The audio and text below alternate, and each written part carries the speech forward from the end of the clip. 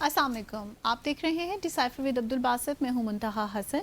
नाज़रीन, बाबुल मंदब में सूरत हाल कशीदा है। सऊदी अरब अमरीकी एटमी मुआहिदा भी हो गया है। साथ ही साथ भारत की अगर बात की जाए तो वहाँ पर कॉकरोच जनता पार्टी तहरीक अपने ज़ोरों पर है।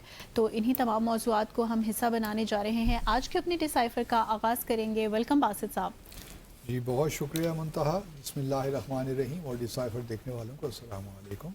बासित साहब, हूतीज़ का कुछ जिक्र करेंगे। क्या समझते हैं हूतीज़ में कुछ इतनी ताकत है कि जिस तरह से वो अब नए हॉर्मुज़ को ईरान ने बंद किया है, क्या हूतीज़ इतनी ताकत रखते हैं कि वो बाबुल मंदब को भी बंद कर देंगे? और अगर ये बंद हो जाता है तो इसके बाद क्या समझते हैं दुनिया पर क्या होगा? दुनिया में तो पहले ही बहुत ही परेशान कुन किस्म के हालात चल रहे हैं और हर रोज़ एक नई डेवलपमेंट हो रही है। कुजा के ये कि इस्लामाबाद MOU पे अमल दरामद होता 60 दिन के अंदर अंदर कुछ और मुआहदे हो जाते, लेकिन इस दौरान हमने देखा कि सीज़ फायर जो जंग बंदी थी वो भी टूट गई और दोबारा जंग छिड़ गई। और उस जंग के छिड़ने के बाद तो 2 शायद अमरीकी भी हलाक हो गए जॉर्डन में, कोई ईरान में भी लोग शहीद हो गए। तो मामला काफ़ी सीरियस हो गया है। अब इसको किस तरह वापस लाया जाए दोनों ममालिक को मुज़ाकरात की टेबल पे। गो के मार्को रूबियो साहब ने भी एक अजीब सा बयान दिया है मनीला में। एक तरफ वो कहते हैं कि जी ईरान तो भीख मांग रहे हैं मुज़ाकरात की, और दूसरी जानिब कहते हैं कि लगता नहीं है कि वो सीरियस हैं मुआहदा करने में। तो कोई बात में कोई वज़न नहीं है उनकी। लेकिन अब ये जो मामलात शुरू हुए हैं तो मतलब ईरान का तो के मफादात तो इस तरह सर्व होते हैं ना कि जहाँ अमेरिका तबाही फैला रहा है ईरान में, तो ईरान को तो यही सूट करता है कि हॉरिजॉन्टली ये जो मामला है बढ़े, या जो है इसका स्केल है इस वॉर का जोग्राफिकली वो बढ़ जाए। तो इसीलिए उन्होंने हूतियों से भी कहा है कि आप अगर अमेरिका ईरान में जो एनर्जी के हमारे इंफ्रास्ट्रक्चर है या और ब्रिजेस वगैरह हैं, सिविलियन इंफ्रास्ट्रक्चर है, उनको निशाना बनाते हैं तो फिर आप भी बाबुल मंदब को ही बंद कर दीजिए। आप हूती, इसमें कोई शक नहीं है कि हूतीज़ जो हैं वो ईरान के साथ उनके अलाए हैं, let's be honest about it, और उनको सारी मदद भी मिलती रही है। सही। अच्छा, इंटरेस्टिंग बात जो है ना वो अपने नाज़रीन को बताते चलें कि हूतियों ने 2022 में सऊदी अरब के साथ एक मुआहिदा किया था। क्योंकि सऊदी अरब हूतियों को तस्लीम नहीं करते उनकी हुकूमत को, वो कि दारुल हुकूमत सना में उनका कब्ज़ा है, लेकिन जो इंटरिम गवर्नमेंट है या जो एक्चुअल गवर्नमेंट है वो अदन में है। तो UN भी उसी को तस्लीम करता है, सऊदी अरब भी उसी को तस्लीम करते हैं। तो हूतियों को तस्लीम नहीं किया जा सकता कि वो यमन में जायज़ हुकूमत है उनकी। लेकिन एक मुआहिदा हो गया 2022 में, काफ़ी सीरियस सिचुएशन डेवलप हुई, तो फिर ये मुआहिदा हुआ कि जो सऊदी अरब भी अटैक करते रहे वही बंद करेंगे, और जो हूती अटैक करते रहे सऊदी अरब के एनर्जी इंफ्रास्ट्रक्चर पे, अरामको वगैरह जो फैसिलिटीज़ थी, रिफाइनरीज़ वगैरह, उनको भी निशाना नहीं बनाएंगे। तो उसके बाद से सऊदी अरब और उनके दरमियान एक अच्छा मतलब कोई ब्रीच नहीं देखा हमने। उसके बाद 2023 में यानी कि सऊदी अरब और ईरान के दरमियान भी रप्रोचमा हो गया मार्च 2023 में, शायद वो चाइना की वजह से। तो सूरत हाल ठीक थी। और उसके बाद फिर ये भी देखिए कि हूतियों का अमेरिका से भी एक मुआहिदा हो गया कि हम अमेरिका की जो यहाँ पे एसेट्स हैं, हूतियों ने ये कहा कि हम निशाना नहीं बनाएंगे अगर अमेरिका हूतियों पे हमला नहीं करेगा। तो ये बड़ी इंटरेस्टिंग सिचुएशन एक डेवलप हुई थी, लेकिन उस वक्त तक ईरान जंग शुरू नहीं हुई थी। अब ईरान जंग शुरू होने के बाद सारा जितने भी डायनामिक्स इस रीजन में तब्दील हो गए। अब आपने जो सवाल पूछा है ना कि क्या हूतियों के पास वो कैपेबिलिटी है कि जिस तरह ईरान ने हॉर्मुज़ बंद कर रखा है, या उसका वो सख्त जवाब दे रहे हैं, क्या हूतियों के पास कैपेबिलिटी है कि वो बाबुल मंदब बंद कर सके?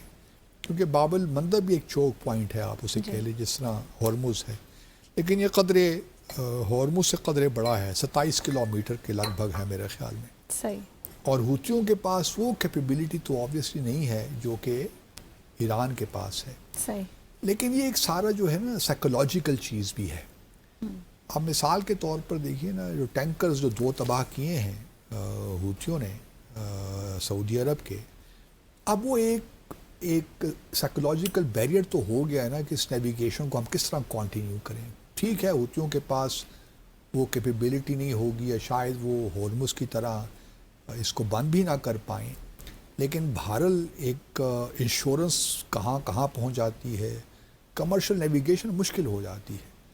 اب سعودی عرب کا معاملہ یہ تھا کہ ہورمز کے بند ہونے کے بعد انہوں نے تمام جتنی بھی اپنی آئل ایکسپورٹس تھی وہ باب المندب سے شروع کر دی تھی, ریڈ سی کے ذریعے. اور یہ سارا دیکھیے ریڈ سی ہے, باب المندب اس کا چوک پوائنٹ ہے, پھر اوپر جا کے سویز کنال سے مل جاتی ہے. تو ایجپٹ کی بھی ساری جو ہے یہیں سے ہوتا ہے تجارت وغیرہ. تو باب المندب بھی ایک بہت اہم جو ہے چوک پوائنٹ ہے, اور اگر یہ بند ہو جاتا ہے تو پھر ایک مشکل سچویشن تو بن جائے گی نا. مزید جو اس وقت آئل کی قیمتیں کہاں سے کہاں پہنچ رہی ہیں, تقریباً $100 پر بیرل ہو گیا ہے, اس سے بھی تجاوز کر سکتی ہیں. اب ضرورت یہ ہے کہ کس طرح اس کو انشور کیا جائے کہ ہوتیز یہ نہ کریں. سعودی عرب نے بھی ایک تھریٹ تو دیا ہے, پاکستان نے بھی کل ایک اسٹیٹمنٹ ایشو کی ہے کہ ہماری کمرشل ویسلز کو جسے پاکستانی فلیگ لگا ہوگا اگر ہوتیوں نے ان کو نشانہ بنایا تو that is our red line, ہم پھر باقاعدہ اس کا جواب دیں گے. اب جب سوال پوچھا گیا ہمارے ترجمان سے کہ اگر سعودی جو ہیں سعودی ویسلز کو نشانہ بناتے ہیں تو پھر پاکستان کا جواب کیا ہوا, کس آپ اس طرح ہی ٹریٹ کریں گے جس طرح پاکستانی ویسلز کو ٹریٹ کریں گے. تو ان کا جواب ڈپلومیٹک تھا which was right at this point in time کہ یہ ایک آپریشنل ڈیٹیلز ہیں, تو جو ہمارے اسٹیک ہولڈرز ہیں وہ ان چیزوں کا جائزہ لیں گے اور دیکھیں کیا کیا جا سکتا ہے. لیکن پاکستان نے اس بات کا اعادہ کیا ہے کہ ہمارا سعودیوں کے ساتھ ڈیفنس, سعودی عرب کے ساتھ ڈیفنس ایگریمنٹ ہے اور ہم کمیٹڈ ہیں اس ایگریمنٹ کے ساتھ. جس کا مطلب یہ ہے کہ اگر ہوتیوں نے کوئی حملہ کیا تو ان کو نشانہ بنایا جا سکتا ہے, پھر وہی جنگی طیارے جا سکتے ہیں, ان پہ فائر کر سکتے ہیں, پورٹس جو ہیں حدیدہ وغیرہ کو نشانہ بنایا جا سکتا ہے. اسی طرح جو ہے صنعاء میں حملے کیے جا سکتے ہیں, کچھ میزائلز بھی داغے جا سکتے ہیں, کافی کچھ ہو سکتا ہے. چلیں یہاں تو مطلب پورا ہو جاتا ہے نا باسط صاحب, مسلمان ہی مسلمان کے خلاف کھڑا ہو جائے گا. اب مسلمانوں کی تو بات رہی نہیں, اب وہ بات اس سے بہت آگے نکل گئی یہ بات, مسلمانوں کی بات. بڑی خوشی ہوتی ہے اگر ایسا نہ ہوتا جی, لیکن کیا کیا جائے کہ جو امریکہ اور اسرائیل کا بھی آبویسلی پیچھے ہاتھ ہے. ہم تو شروع دن سے ہی کہہ رہے ہیں نا, بلکہ دنیا بھر میں لوگ یہی کہہ رہے ہیں کہ اسرائیل تو چاہتا ہی نہیں ہے کہ جنگ بندی ہو, اور اس تمام جتنی بھی صورتحال یہ پیدا ہو رہی ہے اس میں اسرائیل کو بہت خوشی محسوس ہو رہی ہوگی, کیونکہ ان کے آبجیکٹیوز تو اس طرح ہی حاصل ہوتا ہے کہ مسلمان آپس میں لڑتے رہیں اور اس طرف توجہ ہی نہ جائے کہ غزہ میں کیا ہو رہا ہے, بے شمار لوگ ابھی بھی شہید ہو رہے ہیں, لیبنان میں کیا ہو رہا ہے. تو یہ تو سوٹ کرتا ہے. اب دیکھنا یہ ہے کہ کیا امریکہ بھی اس جنگ میں شامل ہوتا ہے. ابھی تو صرف حملے ہو رہے ہیں ایران پہ نا, تو کیا امریکہ بھی اپنے جو ہے معاہدہ جو ہوتیوں کے ساتھ ہے اسی خلاف یا اس کو توڑتے ہوئے ہوتیوں پہ حملہ کرتا ہے کہ نہیں, یا اس کی ضرورت بھی ہے کہ نہیں فار دیٹ میٹر. لیکن شاید سعودی عرب کے کانٹیکس میں یہ بہتر ہو امریکہ اگر حملہ کرے rather than کہ سعودی عرب خود کرے, یا پاکستان کو اس میں دھکیلا جائے. پاکستان پھر بھی محتاط طریقے سے آگے چلے گا. وہ کہ ہم تو دیکھیے ہوتیوں کو ایران کا پراکسی سمجھ کے نہیں کریں گے. ہم تو اگر ہوتیوں کے خلاف کوئی ایکشن ہم نے لیا بھی بالفرض محال یا اس کی ضرورت پڑی, سعودی عرب نے آرٹیکل جو بھی ہمارا ایگریمنٹ ہے اس کو انووک کیا, تو پھر ہمارے لیے لازم تو کسی نہ کسی طور ہوگا کہ ہم اور سعودی عرب مل کر ہوتیوں کے خلاف کوئی کارروائی کریں. لیکن میرا اپنا خیال ابھی بھی یہ ہے کہ ہوتیز جو ہیں تھوڑا بہت ایران بھی اس بارے میں محتاط ہوگا کہ ہوتیوں کو اس طرف بالکل نہ لے کر جائے جہاں پہ سچویشن irretrievable ہو جائے, جہاں پہ اس کو کنٹرول کرنا پھر مشکل ہو جائے. گو کہ ایران کے لیے تو اس وقت ضروری یہی ہے نا کہ وہ جو ہے امریکہ کے جو حملے ہیں وہ فوری طور پہ روکیں. اب امریکہ کے حملے کس طرح روک سکتے ہیں یہ اب سمجھ سے بالا تر بات ہے, کیونکہ سارا قصور تو دیکھا جائے تو امریکہ کا ہی ہے. یہ جنگ جو شروع ہوئی ہے اس کی بھی قطعاً کوئی ضرورت نہیں تھی، لیکن یہ سارے پچھلے 4 مہینے 28 فروری سے لے کر اب تک لوگوں نے billions and billions of dollar بنا لیے ہیں سارے چکر میں. آئل کی پرائسز کہاں سے کہاں پہنچ گئی. ابھی بھی یہی کچھ ہو رہا ہے. کمرشل انٹرسٹ لوگوں کے ہیں اور پریزیڈنٹ ٹرمپ کے بھی ہیں. سچی بات تو یہ ہے آئل جو کمپنیز ہیں ان کے انٹرسٹ ہیں، وہ پیسہ کہاں سے کہاں پہنچ گیا. اب دیکھنا یہی ہے، اور میں پہلے بھی یہ کہتا رہا ہوں کہ یہ جنگ ڈیسائسو طریقے سے کوئی بھی نہیں جیت سکتا. نہ ایران جیت سکتا ہے، نہ امریکہ جیت سکتا ہے. امریکہ اگر گراؤنڈ ٹروز بھی کمٹ کرتا ہے تب بھی نہیں جیت سکتا. بلکہ عراق میں بھی تو ہم نے دیکھا نا عراق کے امریکی ٹروپس کے ساتھ کیا ہوا. افغانستان بھی ہم نے دیکھا 20 سال تک وہاں رہے، کچھ حاصل نہ کر پائے. تو ایران میں تو اور ان کو پریشانی ہوگی. ایران وہ ملک تو نہیں ہے نا جی. تو اس وجہ سے تھوڑے سے مسائل ہیں. اب دیکھنا یہ ہے کہ عراق کے جو پرائم منسٹر عراق کے، وہ پچھلے دنوں وائٹ ہاؤس گئے ہوئے تھے. پریزیڈنٹ ٹرمپ سے ان کی ملاقات ہوئی، پھر وہاں سے وہ ایران بھی گئے. نہیں معلوم کہ شاید کچھ بات چیت ہو رہی ہے، کوئی میسیجز کنوے ہو رہے ہیں عراق کے تھرو، کیونکہ عراق بہرحال سمجھا جاتا ہے کہ سافٹ کارنر تو ایران کے لیے ہے، کیونکہ اب وہ صدام حسین والی حکومت تو نہیں ہے، اب شیعہ حکومت ہے. اور پھر آپ جانتی ہیں کہ علی خامنہ کا جو ان کا جنازہ تھا وہ مطلب عراق بھی لے جایا گیا ان کو، ان کے ریمینز کو وہاں بھی بہت بڑا ہوا، نماز ہوئی ان کے لیے. تو ایک اب کیا اندرون خانہ کیا بات چیت ہو رہی ہے، we are not privy to that, but at the end of the day ہماری خواہش تو یہی ہوگی کہ اسلام آباد MOU کی جانب واپس آیا جائے. بالکل. کیونکہ ایران کے جو انٹیریئر منسٹر ہیں وہ بھی پچھلے دنوں آئے ہوئے تھے پاکستان. اب وہ کیا میسج لے کر آئے ہیں، لیکن اب معاملات گھمبیر تو ہو گئے ہیں، اس میں کوئی شک نہیں ہے. اور جو شروع بات ہوئی تھی نیوکلیر ویپن سے وہ اب پیچھے رہ گئی ہے. اب ابنائے ہارموز اور باب المندب کی باتیں شروع ہو گئی ہیں. تو پوری دنیا اس وقت ایک ہیجان کسی کیفیت سے گزر رہی ہے، اور اس کی ساری طرز ذمہ داری at the end of day امریکہ پہ آتی ہے، کیونکہ اس جنگ کی قطعاً کوئی ضرورت نہیں تھی. صحیح. ناظرین یہاں لیں گے مختصر سا وقفہ، بریک کے بعد شامل کریں گے دیگر اہم موضوعات. ہمارے ساتھ رہیے گا. Welcome back after the break. وہ کچھ یاد آ گیا کس طرح سے ہم لوگ کہتے ہیں کہ انوکھا لاڈلا کھیلن کو مانگے چاند. ایک جانب جناب سعودیہ کے ساتھ امریکہ نے ایٹمی معاہدہ کر لیا، اور ساتھ ہی پریزیڈنٹ ٹرمپ صاحب نے کہا کہ ابراہم ایکارڈز کا جناب آپ حصہ بنیں تو اس پر عمل درآمد ہوگا. تو یہ کس قسم کی باتیں ہیں؟ ایک جانب معاہدہ، دوسری جانب ایسے مطالبے. So does this suits? نہیں، جو اوریجنل گیم تھی نا جب یہ 2020 میں ابراہم ایکارڈ شروع ہوئے، اس وقت بھی سعودی عرب پہ پریشر تو تھا کہ آپ بھی UAE کی طرح، بحرین کی طرح اور موراکو وغیرہ کی طرح آپ بھی ابراہم ایکارڈز میں شامل ہو جائیں اور اسرائیل کو تسلیم کر لیں تاکہ بات آگے بڑھے. لیکن 7 اکتوبر 2024 سے 23 اس کے بعد سے گیم تبدیل ہو گئی جب حماس نے حملے کی. اور اس وقت بھی جو سعودی عرب کی جو پوزیشن تھی نا، وہ ایون حماس سے پہلے بھی، یہ سارے جو واقعات ہوئے ہیں غزہ میں، اس سے پہلے بھی سعودی عرب کے 2-3 شرائط تھیں کہ ہم اگر ابراہم ایکارڈ میں شامل ہوں گے تو 2 شرائط تو بڑی.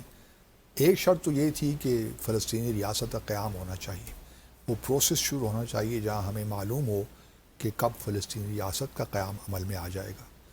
اور ان کی دوسری بڑی شرط یہ تھی کہ امریکہ سعودی عرب کے ساتھ ڈیفنس ایگریمنٹ ایک کرے اور اس کے ساتھ ساتھ ایک نیوکلیر ایگریمنٹ بھی کرے. 123 ایگریمنٹ اسے کہتے ہیں. 123 اس لیے کہتے ہیں کہ یہ سیکشن 123 ہے امریکہ کا ایک ایٹامک ایکٹ ہے، انرجی ایکٹ 1954 کا. تو اس کا سیکشن جو ہے 123 وہ پیسفل نیوکلیر کوآپریشن کی بات کرتا ہے. یہ وہی اسی قسم کا ایگریمنٹ ہے جو امریکہ نے بھارت کے ساتھ بھی کیا 123 ایگریمنٹ، اور متحدہ عرب امارات کے ساتھ بھی کیا آج سے کچھ سال پہلے. تو اب یہ جو 2 شرائط تھیں سعودی عرب کی، وہ تو دیکھیے ایک شرط تو پوری ہو گئی چلیے، لیکن ابھی یہ ایگریمنٹ آپ کہہ سکتی ہیں کہ ابتدا ہے، کیونکہ اس میں بہت سے ہمیں معلوم نہیں ہے کہ ایگریمنٹ ہے کیا، کیونکہ ابھی یہ کانگریس میں جائے گا، وہاں پہ کاپی، کیونکہ ان کے سسٹم میں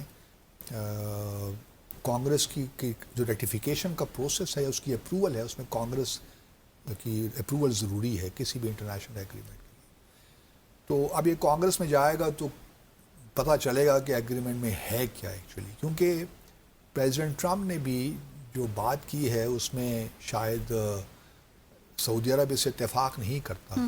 یہ آفٹر تھاٹ ہے, اسرائیل نے شاید پریشرائز کیا ہو, تو یہ ٹویٹ اس کے بعد آیا, ایک سیپریٹ ٹویٹ آیا. اور میرا اپنا خیال ہے کہ شاید ایگریمنٹ میں اس قسم کی کوئی بات نہ ہو کہ آپ نے پہلے ابراہیم ایکارڈز میں آنا ہے تو پھر آپ یہ ایٹمی جو ہے ایگریمنٹ جو ہے یہ امپلیمنٹ ہوگا. صحیح رکھنے بھی ہیں, لیکن جو فیول اس کے لیے چاہیے وہ ہم آپ کو باہر سے سپلائی کریں گے. تو یہ ایک اس وقت یہ ایک امپورٹنٹ پوائنٹ ہے جس پہ ابھی کوئی کلیئرٹی نہیں ہے. یہ کہا گیا ہے کہ اگلے 2 سال میں اس پہ بات چیت ہوگی کہ آیا سعودی عرب کو ہم سعودی عرب کے اندر انریچمنٹ کی فیسلٹی اسٹیبلش کرنے کی اجازت دیں گے یا نہیں دیں گے.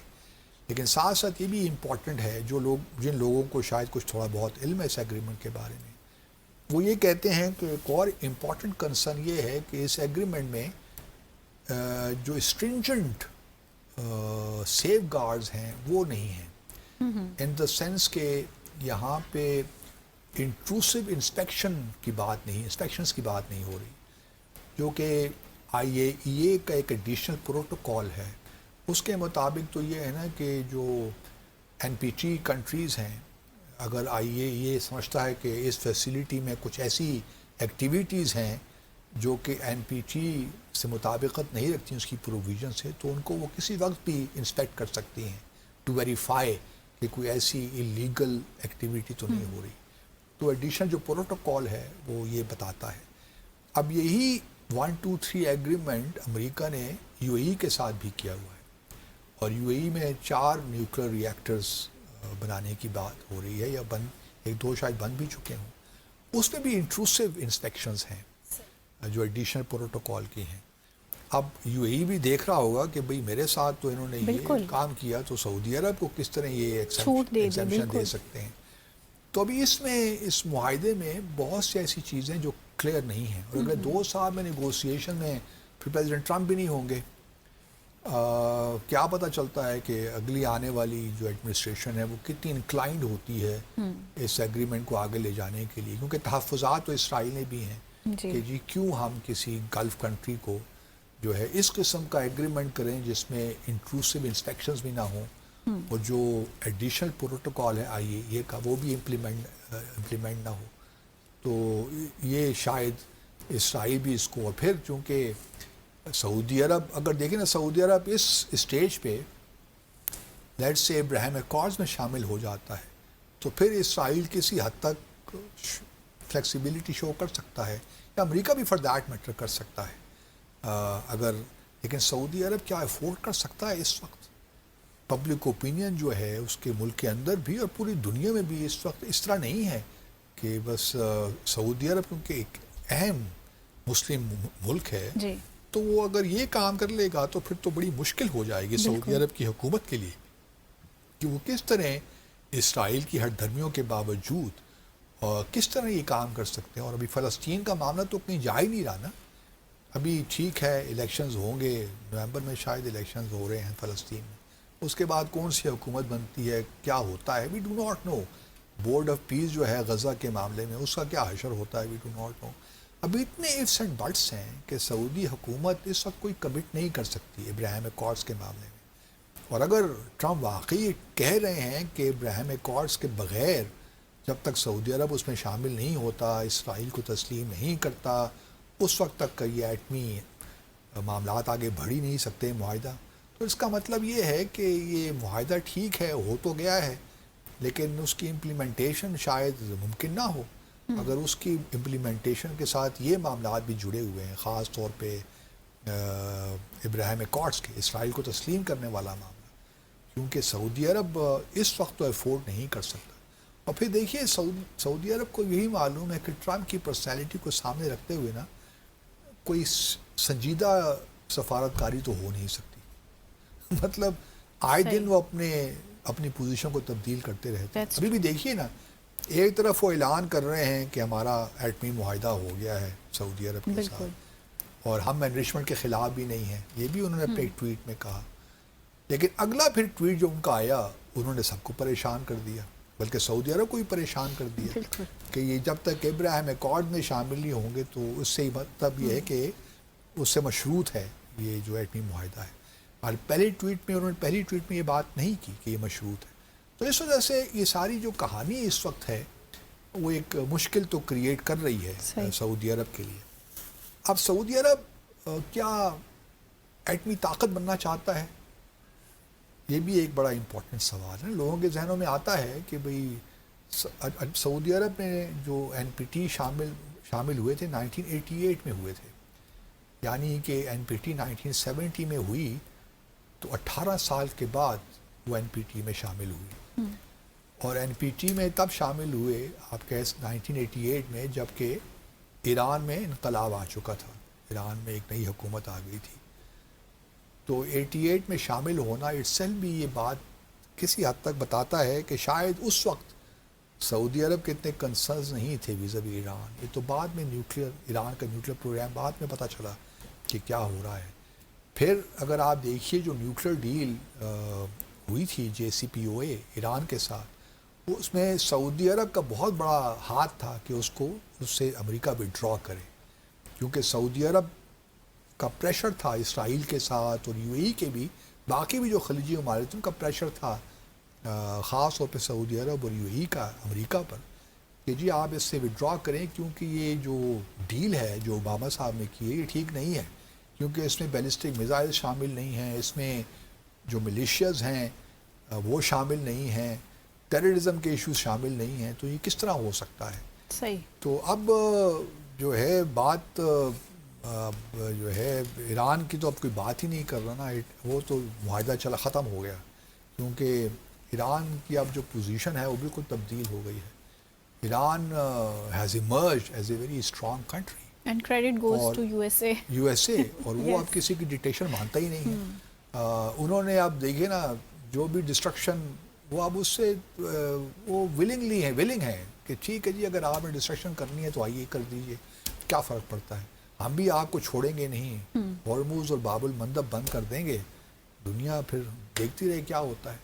تو پریزیڈنٹ ٹرمپ کے لیے ایک بہت مشکل سچویشن، اور صرف پریزیڈنٹ ٹرمپ کے لیے کیا مشکل ہے، ان کے تو مزے ہوئے ہیں، لیکن جو خلیجی ممالک ہیں، جو گلوبل ساؤتھ ہم جیسے ممالک ہمارے لیے مشکل ہو گئی ہے کہ ہم کیا کریں، ہم اپنی اکانومی کو کس طرح آگے کریں. اگر تیل کی قیمتیں آسمانوں کو چھو رہی ہیں تو ہمارے لیے لوگوں کی دیکھیں نا، ہمارے یہاں ہر روز اب ہماری حکومت نے ایک زبردست کام کیا، ڈیلی بیسس سے پرائسز تبدیل ہو رہی ہیں، سمجھ نہیں آ رہی کہ پیٹرول کی قیمت ہے کیا.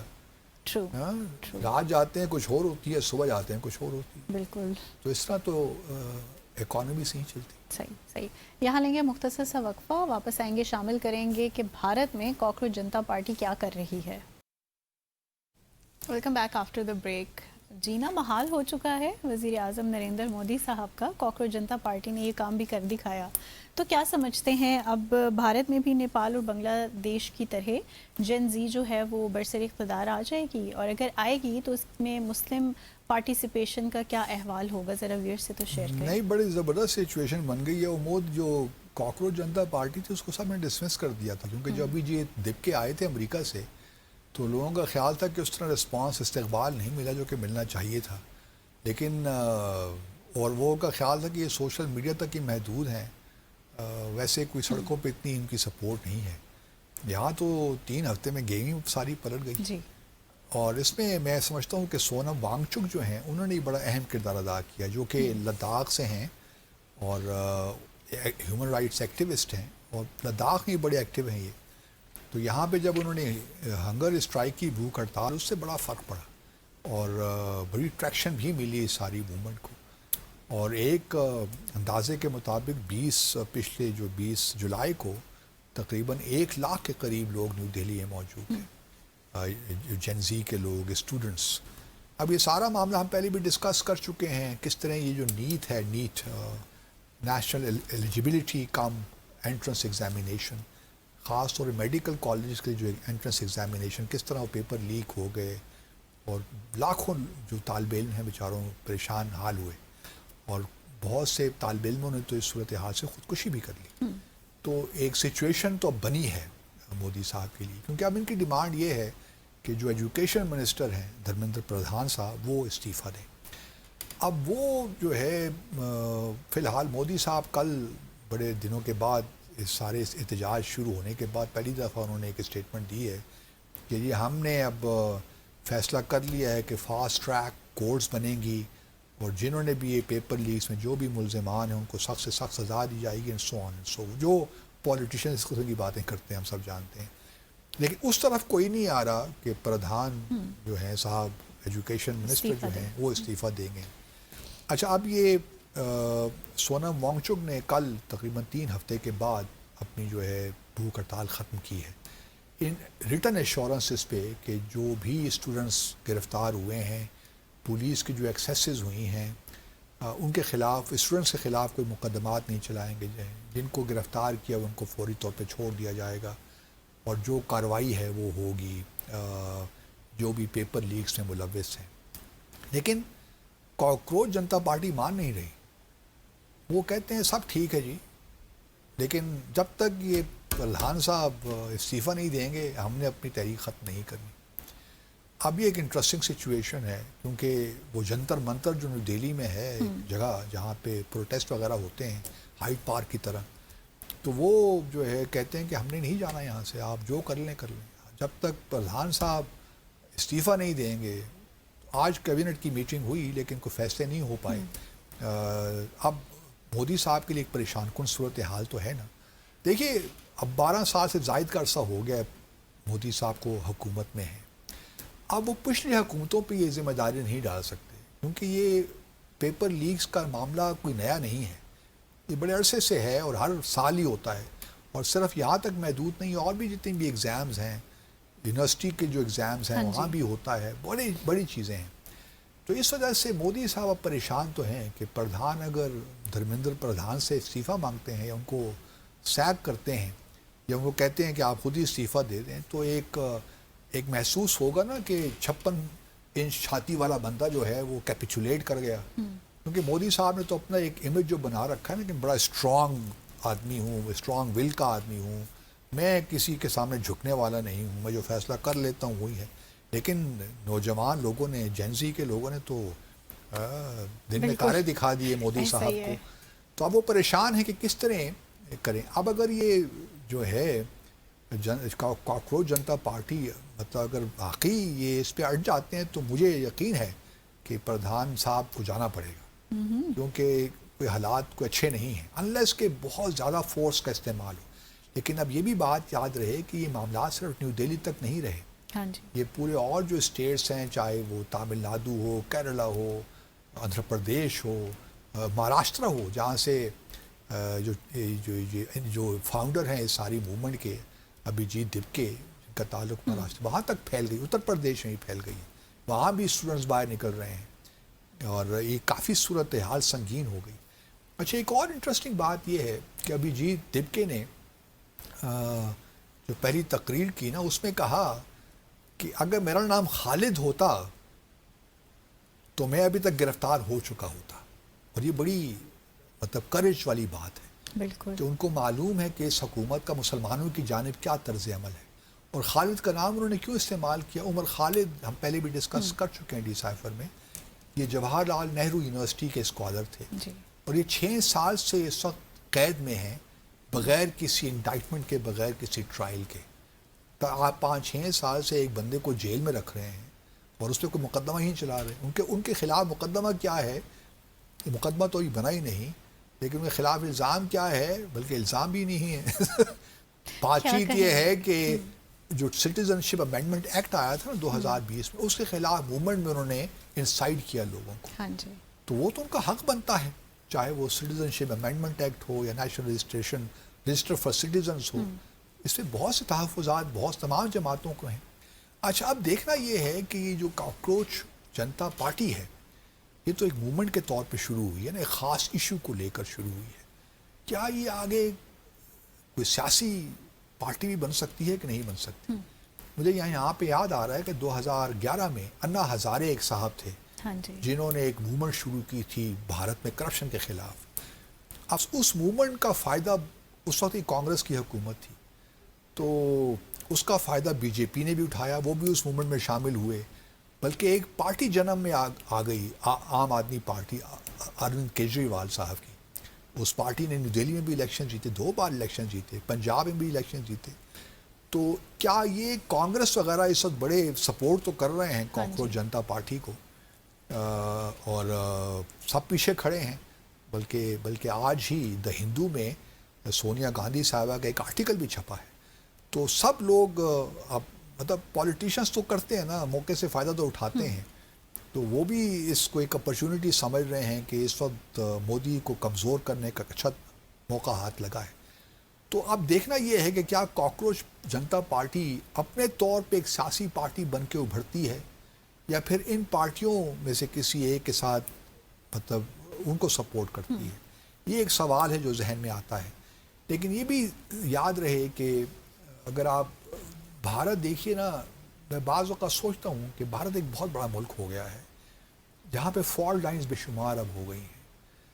اب یہ مسلمانوں کی جو بات کی ہے دیبکے, ابھیجیت دیبکے نے, بلکہ ایک اور خاتون ہیں, کل میں ایک صاحبہ کا وہ ایک اسی جو جنتر منتر میں نا ایڈریس کر رہی تھیں, بڑا فائری قسم کی تقریر تھی ان کی, ان کا نام مجھے بھول گیا, مسلمان خاتون ہیں, بڑی زبردست تقریر کی انہوں نے. تو اب یہ جو ایک بھارتیہ جنتا پارٹی کا معاملہ ہے نا کہ ہندوتوا, ہندو مسلم فسادات کو سامنے لایا جائے, مسجد مندروں کے مسائل کو سامنے لایا جائے, اس سے ان کا الیکٹرل ایک ووٹ تو بنتا ہے. اب دیکھنا یہ ہے کہ 2029 میں بلکہ اس سے پہلے اگلے سال کے شروع میں پنجاب اور اتر پردیش میں انتخابات ہو رہے ہیں. وہ ڈٹرمن کریں گے کہ کیا واقعی جو ہے مودی صاحب کے لیے 2029 کے انتخابات جیتنا اب ممکن ہے کہ نہیں, کیونکہ اس سے اندازہ ہو جائے گا کہ اب جو جین زی ہے, جو یوتھ ہے, جنہوں نے بڑے بھرپور طریقے سے بھارتیہ جنتا پارٹی کا ساتھ دیا اس امید پہ کہ اکانومی آگے بڑھے گی, امپلائمنٹ آئے گی, اس قسم کی جو کرپشن ہے وہ ختم ہوگی. لیکن ہم نے دیکھا کہ بھارتیہ جنتا پارٹی اور مودی صاحب کے ہوتے ہوئے گودی میڈیا نے پروان چڑھا, گودی میڈیا نے جنم لیا. اس کے علاوہ کرپشن تو اور زیادہ ہوئی. جو بڑے بڑے گروپس ہیں, امبانی ہو, اڈانی ہو, انہوں نے بے شمار پیسہ بنایا. تو ان امپلائمنٹ اس کے باوجود اکانومی گرو کر رہی ہے, لیکن ان امپلائمنٹ بھی بڑھ رہی ہے. اسی طرح مسلم ہندو فسادات بڑھ رہے ہیں. تو اس وجہ سے اب دیکھنا یہ ہے کہ یہ کاکروچ جنتا پارٹی کا کیا اثر ہوتا ہے.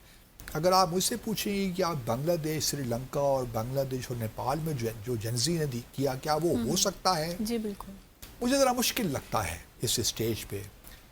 ممکن اگر دیکھیے مودی صاحب کی اسی اسٹیج پہ بات مان لیتے ہیں, پردھان صاحب کو فارغ کر دیتے ہیں, پھر تو شاید وہ ڈیمانڈ اس طرح نہ رہے. جس طرح دیکھیے نا, ایک فارمر جو کسانوں کی موومنٹ تھی 2021-22 میں, وہی بہت زبردست احتجاج تھے, تو اس کے مودی صاحب کو وہاں بھی سرنڈر کرنا پڑا تھا. وہ بھی جو ڈیمانڈز ان کی تھی ان کو ماننا پڑا تھا.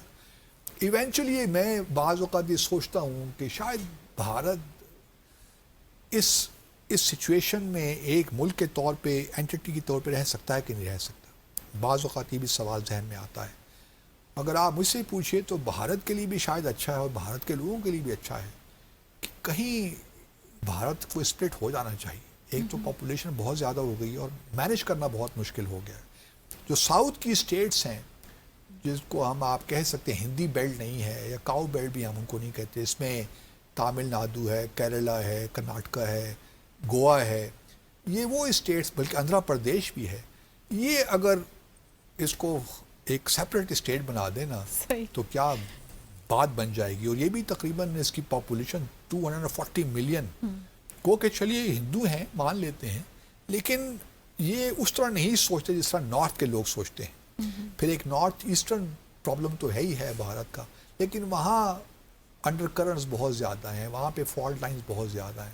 میں وہ نہیں دیکھ رہا کہ پورا نارتھ ایسٹرن اسٹیٹ ایک اسٹیٹ بن جائے گا, لیکن یہاں ساؤتھ میں ممکن ہے کہ ایک نئی اسٹیٹ بن جائے. آج نہیں, may be 20, 30, 40 years down the road. You never know.